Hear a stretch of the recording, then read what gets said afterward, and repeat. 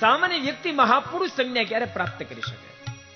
જ્યાં સુધી માણસની ક્રિયા સ્વાર્થને અવલંબને કરીને થાય ત્યાં સુધી જીવ કક્ષામાં રહે છે. પોતાની ક્રિયા પરમાર્થને માટે થવા માંડે ને સામાન્ય જીવાત્મા પણ મહાપુરુષ બની જાય છે. યાદ રાખજો, સ્વદુઃખનો જે વિચાર કરે, સ્વસુખનો જે વિચાર કરે એ સ્વાર્થ વૃત્તિ છે. સ્વાર્થ વૃત્તિ હોય ત્યાં સુધી જીવાત્મા બદ્ધ સ્થિતિમાં રહે છે. તમે એવું નહીં માનતા મહાપુરુષના જીવનમાં દુઃખ ન થાય? મહાપુરુષો આનંદિત ન બને નહીં માનશો, પણ બંનેમાં ફરક એટલો છે.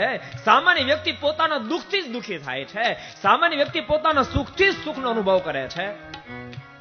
મહાપુરુષો બીજાના દુઃખને જોઈને રડી પડે છે અને બીજાના સુખને જોઈને આનંદિત થાય છે. બીજાના દુઃખને જોઈને રડી પડે ને બીજાના સુખને જોઈને જે રાજી થાય એ મહાપુરુષ બની જાય. પોતાના દીકરાને કામ ધંધો ન મળે તો મા બાપ રડે, એવું તો 1000 જગ્યાએ જોવા મળશે.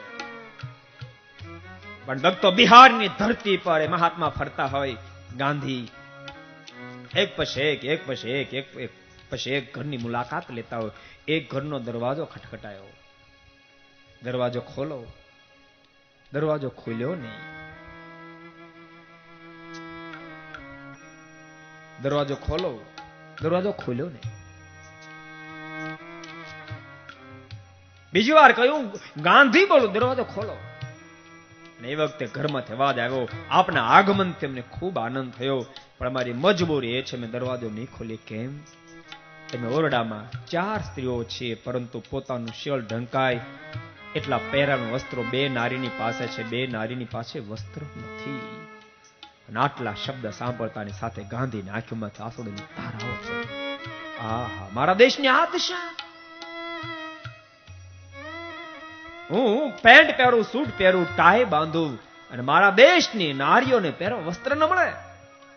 અને ગાંધી નક્કી કર્યું, આજ પછી એક પોતડી કરતા વધારે ક્યારે વસ્ત્ર ધારણ નહીં કરું. ભક્તો, આ મહાપુરુષ